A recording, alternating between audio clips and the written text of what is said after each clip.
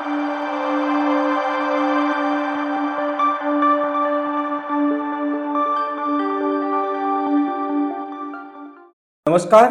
आप देख रहे हैं सांचिया सच की आवाज। आज हमारे साथ बनारस शहर के, काशी के बहुत ही महत्वपूर्ण राजनयिक राघवेंद्र चौबे जी हैं, जो कांग्रेस के महानगर अध्यक्ष हैं। आज उनके साथ हम एक श्रृंखला शुरू कर रहे हैं, काशी के कर्णधार। तो राघवेंद्र जी, आपका बहुत बहुत स्वागत है। बहुत बहुत बहुत बहुत धन्यवाद। और आज ये जो हम बातचीत रख रहे हैं, जो श्रृंखला रख रहे हैं, हम इस तरह की श्रृंखला रख रहे हैं कि जो बनारस के लोग हैं अपने राजनेताओं को जान सके, उनके संघर्षों को जान सके। बिल्कुल पूरी तरह से राजनीतिक नहीं है, बल्कि एक तरह की घरेलू वार्ता है जी कि लोग अपने नेताओं को करीब से समझें, उनके विचारों को जानें। तो सबसे पहला, चूंकि आप कांग्रेस पार्टी से ताल्लुकात रखते हैं, तो हम अपने दर्शकों को आपके माध्यम से बताना चाहेंगे कि मतलब आप बताएं उनको कि कांग्रेस चुनने की मूल वजह कहाँ आप देखते हैं। देखिए, जब हम लोगों ने 1996 में मेरा ग्रेजुएशन फर्स्ट ईयर में, जब बीकॉम फर्स्ट ईयर में हरिचंद महाविद्यालय में प्रवेश हुआ, गैर राजनीतिक परिवार से जुड़ा व्यक्ति था। वहाँ आया तो लगा, छात्र राजनीति के माध्यम से धीरे धीरे धीरे लगा कि नहीं, एक ऐसा प्लेटफॉर्म है जिसमें सशक्त रूप से मैं लोगों के काम आ पाऊंगा, लोगों की सेवा कर पाऊंगा। जहाँ भी अत्याचार अन्याय होगा उसके खिलाफ मजबूती से आवाज़ उठा पाऊंगा। और ये आप, मैं पूरी ईमानदारी से आपको बता रहा हूँ कि लगभग 99 आते आते मेरी जीवन का एक महत्वपूर्ण हिस्सा हो गया। और मैंने कांग्रेस को चुनने के पीछे, और निश्चित रूप से आपने जो बताया उस बात पे, जब मैंने अध्ययन किया पार्टियों का, 96 से 99 उत्तर प्रदेश में कांग्रेस बहुत मजबूत स्थिति में नहीं थी, लेकिन कांग्रेस के अंदर एक खूबी दिखी कि कांग्रेस सबको समान रूप के साथ, सबके साथ ट्रीटमेंट करती है, सभी वर्गों को, जो जो जिस वर्ग में है, चाहे हिंदू, मुस्लिम, सिख, ईसाई, और उसके साथ भी और भी, मतलब हर सर समाज को एक उचित प्लेटफॉर्म, जो मेहनत करेगा, कांग्रेस में एक ऐसा प्लेटफॉर्म दिया है और हम लोग उसके उदाहरण है। बनारस में मेरे परिवार में सब लोग, हमारे परिवार, मेरा परिवार ज़्यादातर नौकरी पेशा लोग, शिक्षक हैं, पिताजी कचहरी के नौकरी में थे, भाई मेरा असिस्टेंट प्रोफेसर है, बहन मेरी जूनियर हाई स्कूल में अध्यापिका है। तो सारे लोग जो हमारा फिर, और भी हमारे बड़े पिताजी एआर कोऑपरेटिव थे, सभी बड़े पिताजी कचहरी सिविल के अमीन थे, होके रिटायर हुए। सभी एक जो माहौल था, बहुत शैक्षणिक माहौल रहा और सब लोग सरकारी सेवा करने वाले लोग रहे। लेकिन मैं जब आया तो लगा कि एक इसको लेकर के, और एक प्लेटफॉर्म, हमको कांग्रेस एक ऐसा प्लेटफॉर्म देखा भाई। मैं फिर दोहरा, मैं बहुत साधारण पृष्ठभूमि से हम लोग आने वाले लोग हैं, और कांग्रेस में लगा कि नहीं, हम मेहनत करेंगे तो आगे बढ़ेंगे। और धीरे धीरे आप 2004 में जब राहुल जी यूथ कांग्रेस के इंचार्ज बने, यूथ कांग्रेस एनएसवाई के पहली बार सांसद बनने के साथ ही उन्होंने हमारे संघर्ष को देखते हुए 4 वर्षों में बनारस के मजबूत मजबूत घरानों के नौजवानों को नकारते हुए मुझ जैसे साधारण परिवार के अपने भाई, छोटे भाई के ऊपर, अपने इस छोटे से कार्यकर्ता के ऊपर निगाह दौड़ाई, और मुझे पहली जिम्मेदारी 2008 में यूथ कांग्रेस के लोकसभा अध्यक्ष के रूप में मिली। और उसके बाद हमें राहुल जी से मिलने का भी अवसर मिला। और मुझे लगता है कि मैं तो कांग्रेसी हूँ, हिंदुस्तान का कोई व्यक्ति एक बार राहुल जी से मिल लेगा तो उसके अंदर जो राहुल जी की सोच है, जो ईमानदारी है, और जो एक कमजोर वर्ग के लिए करने की चाह है, उससे प्रेरित होकर के, और लगातार मैं सौभाग्यशाली रहा, मुझे राहुल जी के साथ भी काम करने का अवसर मिला, दीदी प्रियंका जी के साथ भी काम करने का अवसर मिला। और शायद मुझे कहने में गुरेज नहीं है आपके इस प्लेटफॉर्म पे कि शायद राहुल जी यूथ कांग्रेस के इंचार्ज नहीं होते और प्रियंका जी यूपी की इंचार्ज नहीं होती तो मैं महानगर अध्यक्ष नहीं हो पाता। जो बनारस में उन्होंने मेरी ईमानदारी को देखा, मेरे संगठन के प्रति मेरे समर्पण को देखा। एक ने राहुल जी ने मुझे यूथ कांग्रेस का अध्यक्ष बनाया और प्रियंका जी ने मुझे महानगर कांग्रेस कमेटी की जिम्मेदारी सौंपी, और जिससे हम लोग पूरी जिस ईमानदारी निष्ठा से जो सोच लेकर के उन्होंने मुझे कांग्रेस की बागडोर दोनों लोगों ने, जब यूथ की कांग्रेस मिली, मैंने भी यूथ कांग्रेस में कम से कम बनारस में 200 ऐसे लोगों को डेवलप किया जिनकी साधारण पृष्ठभूमि थी, और आज वो लोग बहुत ईमानदारी से कांग्रेस की मजबूती के लिए काम कर रहे हैं। उन शक्तियों को दरकिनार करके, जो शक्तियां कहीं न कहीं उनके रास्ते का रोड़ा बनती थी, जो साधारण पृष्ठभूमि से होना उन नौजवानों के लिए एक कठिन दौर लाता था कि नहीं, हम कठिनाई लाती थी, उस बैरियर को हम लोगों ने राहुल जी की सरपरस्ती में, प्रियंका जी की सरपरस्ती में ध्वस्त करने का काम किया। आज बनारस में कांग्रेस में जो मेहनत कर रहा है वो आगे बढ़ रहा है, और पार्टी भी इसी विचारधारा से, इसी सोच के साथ काम कर रही है। जी। अच्छा, चूँकि हमारा आज का जो कार्यक्रम है उसका नाम है काशी के कर्णधार। तो हम उस रूप में आपको देख रहे हैं। आप काशी को भविष्य में, आज आप सत्ता में नहीं हैं, लेकिन कल को हो सकता है आप सत्ता में हों, तो आप काशी को किस तरह की काशी बनाना चाहते हैं? जैसे कभी कोई क्योटो बनाना चाहता है, एक सपना दिया गया बनारस को, वो पता नहीं कितना आप बताएँगे कि सत्य हुआ कि नहीं हुआ? देखिए, तो आप कैसी काशी चाहते हैं? हम लोग काशी से प्यार करते हैं। काशी सौभाग्यशाली हैं, काशी में जन्म लिया है, और आपको सच, और विपक्ष में रहते हुए भी लोकसभा चुनाव के बाद हमने यहाँ के स्थानीय प्रशासन और यहाँ के प्रतिनिधियों को मजबूर कर दिया कि विश्वनाथ जी में एक द्वार काशी का बनवा करके हम लोगों ने सुबह 1 घंटा 4 से 5 और शाम 1 घंटा 4 से 5 लोगों को, जब इतनी वहाँ पे सुरक्षा का तामझाम हो गया और इतना प्रोपगंडा हो गया, तो लोग थोड़ा सा बाबा विश्वनाथ के दरबार में न जाकर के अगल बगल जैसे मृत्युंजय महादेव तिलपान और जगह जाने लगे। तो हम लोग को ये चीजें जब जानकारी में आई, लगभग 1 वर्ष का संघर्ष करके हम लोगों ने अपने काशी को ये सुविधा मुहैया कराई, मजबूर कर दिया। ये इसलिए बता रहा हूँ कि विपक्ष में रहते हुए तमाम ऐसी घटनाएं हैं कि हम लोगों ने मजबूर कर रखा है। यहाँ पे हर मोर्चे पे आपको बनारस में जहां भी जनता को जरूरत महसूस होती है, वहां कांग्रेस के लोग आपको खड़े दिखाई मिलेंगे, उनकी आवाज बनते हुए। चाहे अगर कहीं उनको दबाया जा रहा है, उनको न्याय नहीं मिल पा रहा है, चाहे बीएचयू की घटना हो, चाहे कहीं भी, इवन कहीं भी किसी भी कोई छोटी बड़ी घटना होती है, कांग्रेस के लोग वहां जाके प्रमुखता से उसकी आवाज बनते हैं। और जब काशी के लोगों ने अवसर जब हम लोग को प्रदान करेंगे, आप देखिएगा, काशी के मूल स्वरूप की स्थापना करते हुए विकसित काशी बनाने का हम लोग का सबका संकल्प है। और उसके साथ ही साथ कुछ ऐसा करने का है कि हमारे काशी के लोगों को रोजगार, और जो काशी की जो पुरातन थाती है, साड़ी, पान, और भी जो काशी की पहचान है, उसको उसको अंतर्राष्ट्रीय स्तर पे पटल पे मजबूत करके कि हमारे कारीगरों को बनारस में काम मिले, उनको सूरत, गुजरात और अहमदाबाद और इस काशी न छोड़नी पड़े किसी भी हमारे साथी को। सबको हम लोग यहाँ रोजगार दे सकें, स्वास्थ्य सुविधा प्रदान, सस्ता स्वास्थ्य इलाज मुहैया तो करा कहीं पाए। ऐसा तो नहीं होगा कि जो खासतौर पर भी आपने बुनकरी की बात की, और बुनकरी पिछले 5-7 सालों में या कोरोना पीरियड के बाद से लगभग लगभग बनारस का मरता जा रहा है। पलायन बहुत तेजी से हुआ है बुनकरों का, वो दूसरे शहरों में जाकर के काम कर रहे हैं, बड़ी मात्रा में गुजरात चले गए हैं।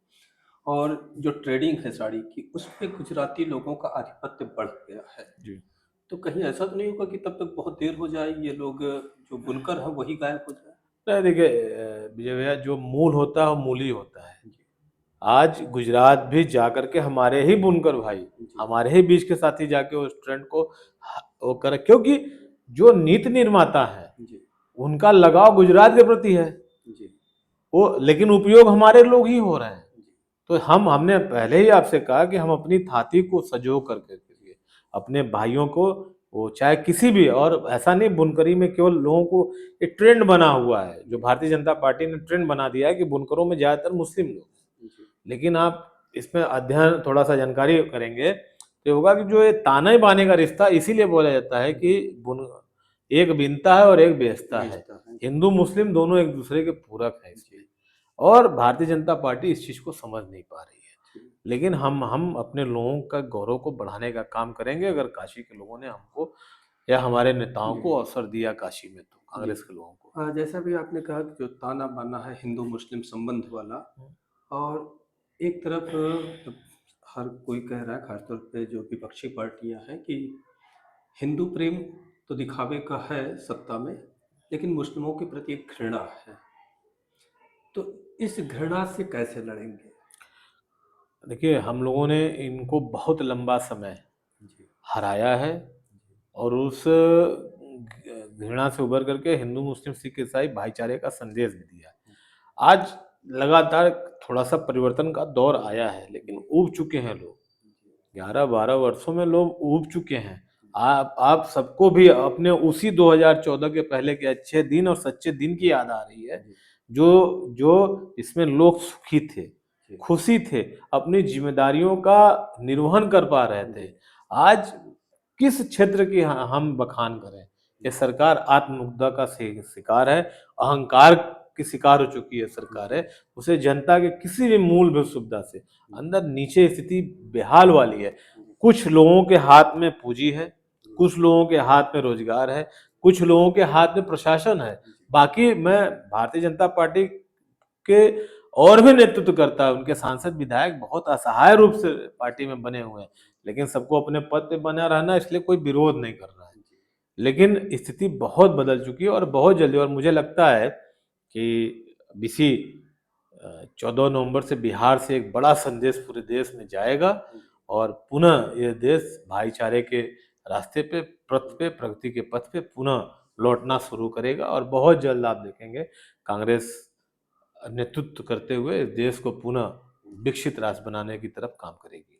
अच्छा, जब मैं कांग्रेस का अपने तरीके से एनालिसिस करता हूँ, तो मुझे कई दौर अलग-अलग दिखते हैं। कि जब पंडित जवाहरलाल नेहरू जी का जो दौर था, वो कहीं न कहीं बड़ा समाजवादी किस्म का दौर था। समाजवादी विचारधारा जो संविधान में भी वो लेकर के आए उसके। और जब इंदिरा जी का दौर आता है, तो कहीं थोड़ा-सा निरंकुश और फासिस्ट कांग्रेस हुई। फिर राजीव जी और पीवी नरसिम्हा राव का जो दौर आया, उसमें आर्थिक उदारीकरण के साथ बड़ा तेज़ी से डेवलपमेंट हुआ, तकनीकी डेवलपमेंट हुआ। और बाद के दौर में मनमोहन सिंह जी के दौर में जब पूरी दुनिया की आर्थिक सत्ताएँ विचलित थी, तो भारत बड़ा सँभला रहा और आर्थिक मजबूती मिली, खासतौर पे मनरेगा जैसी योजना जो पूरी दुनिया में बड़ी सराही गई, कि हर आदमी को रोज़गार और काम देने की। अब इसके बाद जो का राहुल जी वाली कांग्रेस आती है, तमाम पराभव के बाद फिर से उभर कर के आई है। तो राहुल जी की कांग्रेस को आप कैसे देख पाते हैं कि अब जो कांग्रेस होगी, लगातार जो उनके मुद्दे आ रहे हैं, खास तौर पे कभी लेफ्ट के मुद्दे हुआ करते थे, जिन मुद्दों को लेकर के लेफ्ट जनता की बात करता था। आज जनता की बात करते हुए सबसे ज़्यादा अगर मुखर वक्ता के तौर पे हम किसी को देख पाते हैं, तो राहुल गांधी को देख पाते हैं। आप कैसे देख रहे हैं राहुल जी को? देखिए, मुझे लगता है सारे के निचोड़ राहुल जी के अंदर पंडित जवाहरलाल नेहरू जी की जैसी निडरता, जी। दृष्टिकोण, जी। इंदिरा जी जैसा निर्भीकता और दृढ़ता, और राजीव जी गांधी जैसा सोच, विजन जी। डेवलपमेंट जी। डेवलपमेंट बृहद सोच जो जी। वैश्विक पटल पे जी। हिंदुस्तान को स्थापित करने वाली थी। पीवी नरसिम्हा राव जी जैसा उदारीकरण, जी। आर्थिक सोच भी आज राहुल मनमोहन जी ने सिंह जी। हर मोर्चे पे लोगों का जी। दिल जीता है। जी। और मुझे लगता है कि राहुल जी जैसा नेतृत्व जी। में काम करने का हम लोग को अवसर मिला है, गौरवान्वित है। देश भी बहुत गौरवान्वित महसूस करेगा जिस दिन राहुल गांधी जी इस देश के प्रधानमंत्री बनेंगे। जी। आप देखिएगा कि सब लोग राहुल जी के कार्यों को, और सबकी सबकी सोच, आप देखिए राहुल जी ने कोरोना के पहले, जी।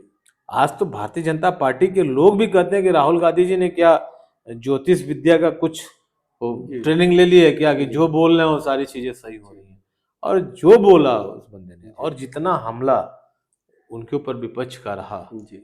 शायद ही किसी ने हिंदुस्तान में किसी नेता का निश्चित नेता रूप के से ऊपर ये हम अपने रहा मतलब रहा दर्शकों से हो। भी कहना चाहेंगे कि एक व्यक्ति के तौर पे खास तौर पे हमारी जो पीढ़ी जब से होश संभाला होगा, किसी राजनयिक पर इतना हमला नहीं किया गया होगा दूसरी पार्टियों द्वारा, जितना राहुल गांधी ने झेला। और उसके बाद जिस ताकत के साथ वो खड़े हुए, वो सैल्यूट के लायक है किसी भी व्यक्ति के लिए, कि अगर इतना हमला हो और वो उठ खड़ा होता है, तो बड़ी बात होती है। आज पूरी सत्ता के केंद्र में कहीं न कहीं वो बने हुए हैं, जिनसे चाहे भयभीत होने की बात हो, वो ताल ठोक करके सदन में कह पाते हैं कि अब प्रधानमंत्री मेरे सामने नहीं आएँगे, और ये सच साबित होता तो ये बड़ी चीज़ है। जी, आप कंटिन्यू। राहुल जी के हाथों में आएगा। आज भी देख लीजिए, जहां भी अत्याचार अन्याय हुआ, राहुल जी सबसे आज भी हरे दौड़े पे हैं जी, छत्तीसगढ़ के।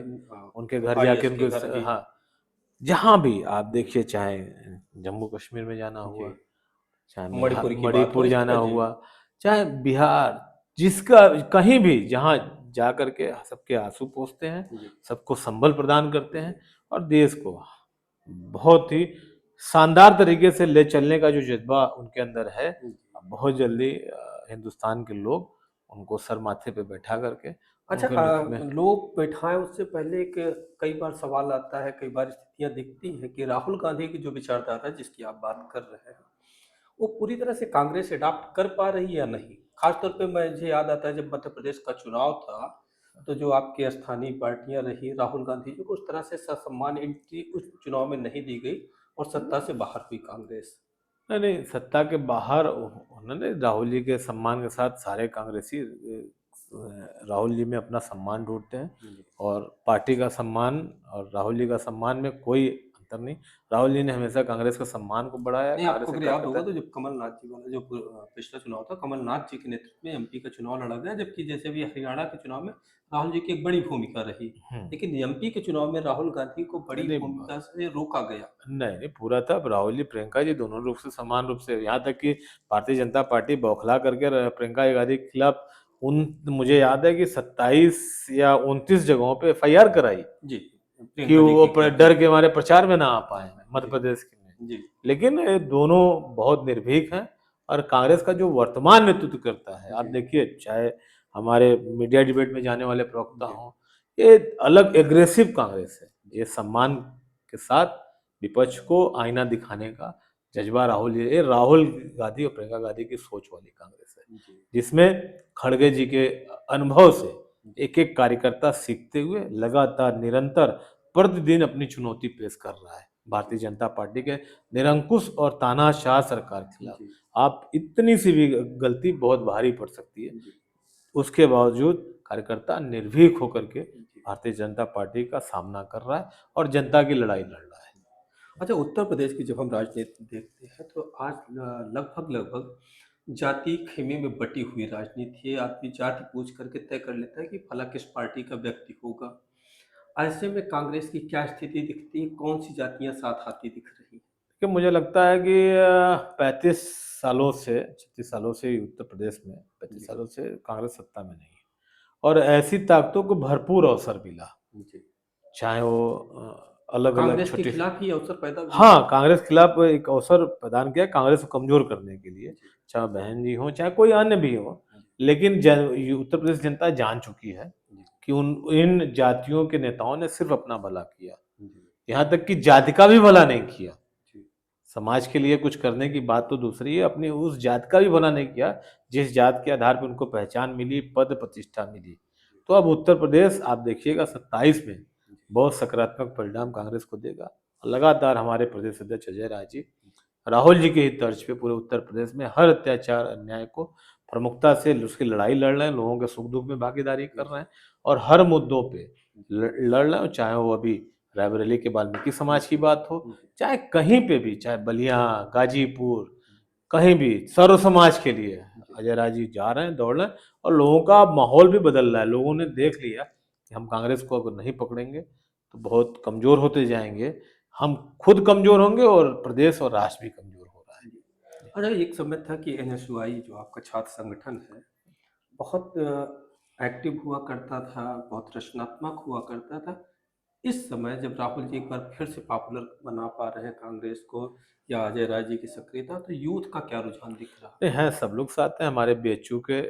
आप एनएसवाई, मैं बनास की बात कर रहा हूँ, है? जी, हमारे बीएचयू एनएसवाई के लोग हर हफ्ते कुछ न कुछ सोशल इंजीनियरिंग, कोई आयोजन इवेंट करके लोगों को आकर्षित भी कर रहे हैं, और उस कुरीतियों के खिलाफ लोगों को जागरूक भी कर रहे हैं। एनएसवाई भी, यूथ कांग्रेस भी, सब बहुत मजबूती से सब लोग राहुल जी की आवाज़ में आवाज़ दे रहे हैं, और हम नीचे से ऊपर तक। जी, और जो कभी कांग्रेस में एक गैप हो गया था, जो राजनीति में टू वे कनेक्शन जरूरी होता है, जी, वो कांग्रेस में फिर से स्थापित हो गया कि नीचे से आवाज ऊपर और ऊपर से आवाज नीचे, ये टू वे कनेक्शन जी, बन रहा है पार्टी में और स्थापित हो रहे हैं लोग। जी, मेहनत करने वाले लोग पद पा रहे हैं, आगे बढ़ रहे हैं, इसलिए लोगों का मनोबल भी बढ़ रहा है। जी, लगातार आप निरंतर देख लीजिए, बनारस में हो, चाहे उत्तर प्रदेश में हो, चाहे देश में भी, मेहनत करने वाले लोग ही अब आगे आ रहे हैं। पैरवी करने पे बिहाफ पे या बड़े-बड़े घरानों के लोग अब कहीं न कहीं जो चल रहा है वही पूछा जा रहा है, जी। अन्यथा वो जहाँ है वहाँ बैठा हुआ है। अच्छा, इस समय जो राजनीति का बड़ा खेमा है, हिंदू-मुस्लिम घृणा का बड़ा महत्व है। तो आप जो सत्ता की का हिंदुत्व है, उसे अपने हिंदुत्व से अलग कैसे देखते देखिए कभी भी सनातनी हैं? जी, अपने आप को सर्वधर्म वसुधैव कुटुंबकम ये नारा रहा है, हमारे लोगों का के शब्द रहे हैं। जी, हम अपने आप को इतना बृहद कर लें कि जी। सारे उसमें समाहित हो जाएं। लेकिन ये नारा देखिए तो संघ भी लगाता है, वसुधैव कुटुंबकम का। संघ देखिए संघ और भारतीय जनता पार्टी जी, अभी एक बच्चे ने क्या अभी संघ के ऊपर आरोप लगा करके पूरे देश में चल रहा है जी, पिछले 2 दिनों से। जी, तो इस संघ और भारतीय जनता पार्टी जब देश देखिए अगर इनके अंदर देश की बेहतरी की सोच होती जिसमें पूरा देश अंग्रेजों की गुलामी से लड़ रहा था, संघर्ष कर रहा था, तो इनकी भूमिका क्या थी? जी, जी, आप देख लीजिए इतिहास में दर्ज है। कोई उस इतिहास को तो कांग्रेस ने नहीं ना लिख के जी, जी। थोपा है। और लेकिन आज लेकिन अब लगातार तस्वीरों में, मात्र तस्वीरों में उनके कुछ नायक स्थापित किए जा रहे हैं या इतिहास में जो तब्दीलियाँ की जा रही विषय के अनुसार एकेडमिक तौर पे तमाम चैप्टर हटाए गए, तमाम नए चैप्टर डाले गए। तो क्या करेंगे जो इस दौर के छात्र होंगे, उनका इतिहास कैसे बेहतर करेंगे जब वो भविष्य में आगे देखिए जा ये चुके होंगे? ये आधुनिक युग है। जी, आप कितना भी इतिहास आप बना लें, राजू जी ने जो एक संचार क्रांति करके लोगों को दे दिया है ना, जी, इसमें दोनों है। जी, क्या सच है, क्या गलत है, लोग इसको तुलनात्मक कर रहे हैं, अध्ययन कर रहे हैं जी, और जो भारतीय जनता पार्टी जिसको परोस रही है, उसके खिलाफ स्वतः लोग जागरूक हो रहे हैं। जी, जी, और सब जान गए कि नहीं ये तो प्रोपगंडा ही है। ये प्रोपगंडा करके केवल आते हैं, इनको जनता को कोई लाभ नहीं होने वाला है, केवल अपने तिजोरियाँ भरते हैं, अपने लोगों को लाभ पहुँचाते हैं। अपने लोगों से मतलब है कि जो इनके इष्ट मित्र हैं, जी, जो पूरे देश में तो जी, जी, हमारे नारा भी चलता है कांग्रेस में कि दो बेच रहे हैं, दो खरीद रहे हैं। जी, तो यही चार के सिवा भारतीय जनता पार्टी और संघ में भी 1-2 लोग को छोड़ करके जी, सब लोग हाशिए पे हैं। सब वो सच्चाई जान रहे हैं, लेकिन अभी थोड़ी ताकत उनके पास है, जी, जो उन्होंने एक तानाशाही वाला रवैया अपनाया उस डर से। जी, लेकिन आप देखिएगा जब जब कोई चीज़ लगातार दबाई जाती है तो बहुत तेज़ रिएक्ट भी करती है जी। जी, अब इनका समय जाने का आ चुका है जी, और बस कुछ ही दिनों की बात है। जी। बिहार से 14 नवंबर ऐतिहासिक दिन भारतीय राजनीति का रहेगा, आप देखिएगा। अच्छा, बिहार में दुन जब एसआईआर को लेकर के या वोट चोरी को लेकर के, या चाहे वो महाराष्ट्र वाली या कर्नाटक वाले जिस पर एटम बम की बात आई कि राहुल जी ने किया, उसके बाद बनारस भी बड़ा एक्टिव हो गया, यहाँ से भी वोट चोरी की बात आने लगी, खासतौर पर जो लोकसभा चुनाव था, तो उसमें आप लोगों ने सत्ता पर बड़ा आरोप लगाया कि यहाँ भी वोट चोरी करके हाँ, संसदी ली गई। देखिए इस पे भी होमवर्क हम लोग कर रहे हैं जी, और यहाँ के वोटर लिस्ट पे काम हो रहा है। कुछ चीज़ें मिले भी हैं, उसे बहुत जल्दी हमारे नेता यहाँ पे राहुल जी ने तो कहा है कि बनारस का को लेकर के वो बनारस में ही पूरा है कि आकर के वो उस हाइड्रोजन बम, एटम बम जो भी है, जी, यहीं तो विस्फोट अगला होगा। हाइड्रोजन बम यहीं हाँ, होगा। यहीं फूटेगा। जी, मैं अजय राय जी के इलेक्शन का इलेक्शन एजेंट था और इलेक्शन एजेंट एज ए प्रत्याशी होता है। जी, 11 साढ़े 11 तक 12 तक हम लोग आगे चल रहे थे। जो पुलिस उस समय के कमिश्नर कौशल राज जी को चुनाव आयोग के वेबसाइट पे भी है, आप इसको निकालेंगे तो देखेंगे शायद कि उनको मतगणना स्थल से रोका गया था। जी, लेकिन जब 7 राउंड थे, पीछे हो गए नरेंद्र मोदी जी, जी, मैं काउंटिंग में था आप थे। बाहर। जी, तो अचानक से वो सदल-बदल के साथ आते और एक इतना ही बड़ा एक रूम था जिसमें केवल अधिकारियों को जाने की अनुमति थी, हम लोग को भी उसमें जाते हैं। जी, उसके बाद वो पे जो फीडिंग शुरू होती है जी, और काउंटिंग रोक कोई दी गई जी, काउंटिंग हाँ, उसके काउंटिंग आंकड़े। रोकी गई, जी, काउंटिंग का डिस्प्ले होना बंद हो गया जी, और बंद कमरे में क्या फीडिंग हुई, जी, तो कहीं न कहीं इशारा तो करता ही है कि चोरी हुई है। जी, बनारस के परिणाम को प्रभावित कराया गया जी, और सबका सब दर्ज है, वक़्त आएगा, सबका हिसाब होगा, सब चीज़ें जनता के सामने लाई जाएगी और जो दोषी होगा उसके खिलाफ कार्रवाई भी होगी। जी। ये कांग्रेस राहुल जी की कांग्रेस है। अच्छा, जो इधर लगातार जो बात आ रही है, संविधान पर जो हमले हुए हैं, तो संविधान बचाने का उपक्रम राष्ट्रीय स्तर पर राहुल गांधी जी जो भी कर रहे हैं, बनारस के स्तर पे आप लोग, चूंकि आप महानगर अध्यक्ष हैं, तो महानगर के स्तर पर संविधान बचाने की क्या भूमिका हम आपकी लोग रहेगी, या कांग्रेस पार्टी यहाँ कैसे नहीं, रिएक्ट करेगी? हम लोग पिछले 1 वर्षों से, जी। जब से राहुल जी की भारत जोड़ो न्याय यात्रा सेकेंड वाली समाप्त हुई, जी। तभी से वार्ड वाइज लोगों को जागरूक कर रहे हैं, ब्लॉक वाइज कर रहे हैं, उस संविधान के प्रति लोगों का आकर्षण भी पैदा कर रहे हैं, उनको बता रहे हैं कि आपको क्या क्या अधिकार मिला हुआ है। जी। जगह जगह गोष्ठियां हो रही हैं, जी। जगह जगह हम लोग का सबको जागरूक करने को लेकर के पर्चे बटे हैं। जी। वो सब जो हमसे बंद पड़ता है हम लोग कर रहे हैं, और लोग जागरूक भी हो रहे हैं। जी। जागरूक ना होते जी। तो आपने जो जहाँ जिस बनारस में नरेंद्र मोदी जी ने नारा दिया 10 लाख पार, जी। वो हारते हारते बचे, जी। जी। किसी तरह जीते। जी। तो ये लोगों की जागरूकता के ही देन है। चोरी बेईमानी के बाद भी 1,52,53,हजार से ही चुनाव जीत पाए। जी। अच्छा, तो चूंकि आप महानगर अध्यक्ष हैं, तो एक बड़ा जरूरी प्रश्न आता है आपके लिए कि जो डेवलपमेंट की बात आ रही है, एक तरफ बड़ा डेवलपमेंट दिखाया जा रहा है, दूसरी तरफ हम तमाम उन लोगों को भी देख पा रहे हैं जिनकी ज़मीनें ले ली गई है, जो बेदखल किए गए, तो उनकी समस्याओं को आप कैसे सॉल्व करेंगे, देखिए हम लोग या कैसे देख पा रहे हैं पूरे डेवलपमेंट को आप? देखिए बनारस के मूल स्वरूप को तहस नहस करके बाहरी लोग जिनके हाथ में बनारस के लोगों ने यहाँ का नेतृत्व दे दे रखा है, वो बनारस के मूल स्वरूप को समझ, काशी को के महत्व को महत्ता को समझ ही नहीं पा रहे हैं। जी। वो बाबा विश्वनाथ की आत्मा को आज़ादी दिलाने वाले लोग, खुली सांस दिलाने वाले लोग इतने दम्भी लोग हैं कि बनारस की मूल आत्मा के साथ इतना खिलवाड़ हो रहा है, जी। उस चीज़ को समझ ही नहीं पा रहे हैं कि उनको क्या थाती मिली, क्या अवसर मिला हुआ है। जी। वो लगातार बनारस के जो मूल स्वरूप है उस पर चोट कर रहे हैं, जी। और ये चोट हम लोग आवाज़ उठा रहे हैं। जी। न्यायालय में भी जा रहे हैं, सड़क के भी, जनता के न्यायालय में, सड़क पे भी है। जी। लगातार व्यापारियों का इस बनारस के मूल स्वरूप के साथ साथ यहाँ के व्यापार को खत्म करने की साजिश, जी। व्यापारियों को उजाड़ने की साजिश, चाहे वो दाल मंडी के हों, जी। चाहे विश्वनाथ गली, जी। कभी आपने सुना होगा, जी। आप अपने पूर्वजों से आप बात करिएगा, आज के 10 साल पहले की जो जनरेशन थी, 19 विश्वनाथ गली एक ऐसा था कि हमारी घर की महिलाएं जी। और मिडिल क्लास की वो मार्केट थी, आज पूरे मार्केट को उजाड़ दिया जी। और वहाँ पे अपने बाहर के मित्रों को ला करके व्यापार दे दिया गया, जी। हमारे लोगों को उजाड़ करके। तो बनारस का विकास इस तरह नहीं हो सकता। बनारस को तबाह करके आप बनारस का विकास नहीं कर सकते, और विकास के नाम पे कुछ नहीं। कांग्रेस के हाथ में जब तक यहाँ रहा, हमने देखिए हमारी सोच जो है, हमने ट्रामा सेंटर दिया, हमने DLW जिसे अब बरेगा कहने लगे, जी। आज वहाँ पे कम से कम 40,000 लोग नौकरी पा गए, 40,000 लोगों को रोजगार मिला हुआ है। जी। इन्होंने क्या दिया? ये एशिया का सबसे बड़ा यार्ड पंडित कमलापति त्रिपाठी जी जी।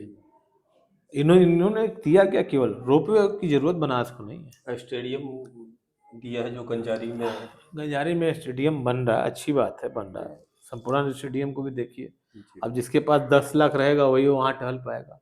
जी। कांग्रेस के शासनकाल में निःशुल्क लोग जाते थे वहाँ, टहलते थे, अपने जी। स्वास्थ्य को सही रखते थे। जी। अब 10 लाख रुपया, हमने पिछले दिनों इसकी जी, इस आवाज पर भी आपने हमने काफ़ी आवाज़ उठाई, तो आवाज भी इसका क्या उठाई कुछ थी। प्रत्युत्तर मिला प्रशासन से?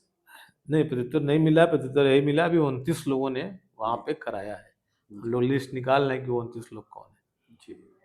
और जो सरकार बनारस निचली इकाई से ऊपरी इकाई तक इनकी, जी। भारतीय जनता पार्टी की, जो हम लोग के ऊपर तानाशाही सौंप रही है। जी। हमारे लोग, हमारा बैनर पोस्टर लगेगा तो अवैध है, भारतीय जनता पार्टी का बैनर पोस्टर लगेगा तो अवैध है। इतना सत्ता की होर्डिंगें हर जगह जारी हो सत्ता की जाती नहीं, है। उनके नेताओं की, छोटे जी। छोटे नेताओं की सत्ता की होर्डिंग लगे, जी। वो अलग विषय है। लेकिन जो दो जी। दो आंख जो करके जी। जी। जो विपक्ष के नेताओं का उत्पीड़न कर रहे हैं, हर मौके हर मोर्चे पे कर रहे हैं, जी। इसका जवाब भी भारतीय जनता पार्टी को मिलेगा। इसी बनारस में मिलेगा और समय रहते मिलेगा, आप देखिएगा।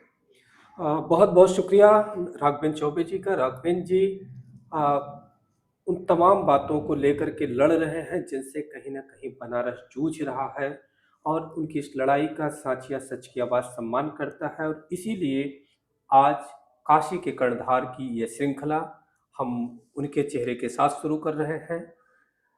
अगले अंक में किसी दूसरे चेहरे के साथ मिलेंगे। तब तक के लिए नमस्कार। धन्यवाद।